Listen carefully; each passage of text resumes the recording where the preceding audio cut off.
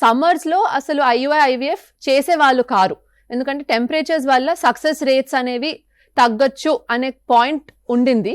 So దానివల్ల ఈ almost April are March నుంచి జూన్ వరకు అసలు ట్రీట్మెంట్స్ అయ్యేవి కాదు, IUI అన్న IVF అన్న, బికాజ్ ఇవి ఎలెక్టివ్ ట్రీట్మెంట్స్, ఇవి ఎమర్జెన్సీ కాదు, మనం ప్లాన్ చేసుకునేవి కాబట్టి అది చేసేవాళ్ళు car.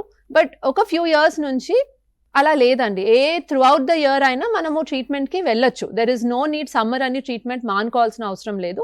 One thing is because the labs మనకి చాలా హైటెక్ ల్యాబ్స్ వచ్చాయి with complete air conditioned. So మనము ఎగ్ ప్రిజర్వ్ చేసే దగ్గర అయినా ట్రాన్స్ఫర్ చేసే దగ్గర అయినా ఎక్కడ మనకి టెంపరేచర్ డిఫరెన్స్ అనేది ఉండదు.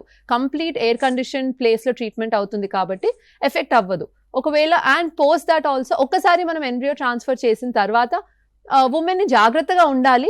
అలా అని వెదర్ వల్ల మనకి ఎక్కువ టెంపరేచర్ ఎఫెక్ట్స్ అవ్వవు. ఇప్పుడైతే through out the year treatment చేసుకోవచ్చు అనే చెప్తున్నారు.